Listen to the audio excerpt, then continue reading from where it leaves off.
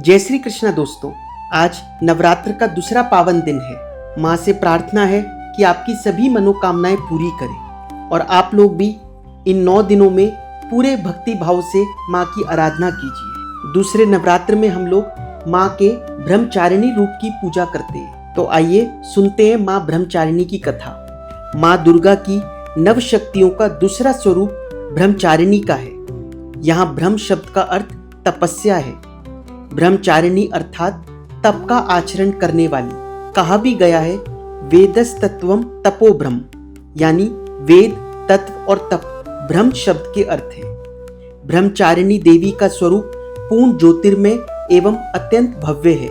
इनके दाहिनी हाथों में जप की माला एवं बाएं हाथों में कमंडलू रहता है।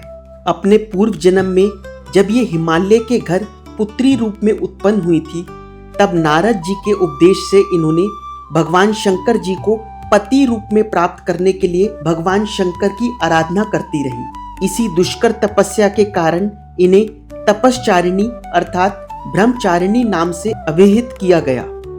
1000 वर्ष उन्होंने केवल फल मूल खाकर व्यतीत किए थे। 100 वर्षों तक केवल शाक पर निर्वाह किया था। कुछ दिनों तक कठिन उपवास रखते हुए खुले आकाश के नीचे वर्षा और धूप के भयानक कष्ट सहे। इस कठिन तपस्या के बाद 3000 वर्षों तक केवल जमीन पर टूटकर गिरे हुए बेल पत्रों को खाकर वह अहर्निश भगवान शंकर की आराधना करती रही। इसके बाद उन्होंने सूखे बेल पत्रों को भी खाना छोड़ दिया। कई हजार वर्षों तक वह निर्जल और निराहार तपस्या करती रही। पत्ते यानी पर्ण को भी खाना छोड़ देने के कारण उनका एक नाम अपर्णा भी पड़ गया।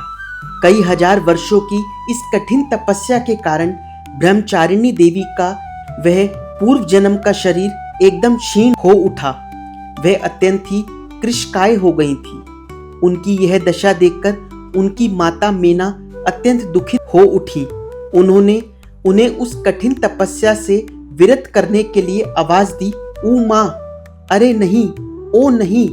तब से देवी ब्रह्मचारिणी का पूर्व जन्म का एक नाम उमा भी पड़ गया था। उनकी इस तपस्या से तीनों लोकों में हाहाकार मच गया। देवता, ऋषि, सिद्धगण, मुनि सभी ब्रह्मचारिणी देवी की इस तपस्या को अभूतपूर्व पुण्य कृत्य बताते हुए उनकी सराहना करने लगे। अंत में पितामह ब्रह्मा जी ने आकाशवाणी के द्वारा उन्हें संबोधित करते हुए प्रसन्न स्वरों में कहा, हे देवी, आज तक किसी ने ऐसी कठोर तपस्या नहीं की थी। ऐसी तपस्या तुम ही से संभव थी। तुम्हारे इस अलौकिक कृत्य की चतुर्दिक सराहना हो रही है। तुम्हारी मनोकामना सर्वतोभावेन परिपूर्ण होगी। भगवान चंद्रमौली शिवजी तुम्हें पति रूप में प्राप्त होंगे। अब तुम तपस्या से विरत होकर घर लौट जाओ। शीघ्र ही तुम्हारे पिता तुम्हें बुलाने आ रहे हैं। माँ दुर्गा का यह दूसरा स्वरूप भक्तों और सिद्धों को अनंत फल देने वाला है। इनकी उपासना से मनुष्य में तप, त्याग, वैराग्य, सदाचार, संयम की वृद्धि होती है। जीवन के कठिन संघर्षों में भी उसका मन कर्तव्य पथ से विचलित नहीं होता। माँ ब्रह्मचारिणी देवी की कृपा से उसे सर्वत्र सिद्धि और विजय की प्राप्ति होती है। दुर्गा पूजा के दूसरे दिन इन्हीं के स्वरूप की उपासना की जाती है।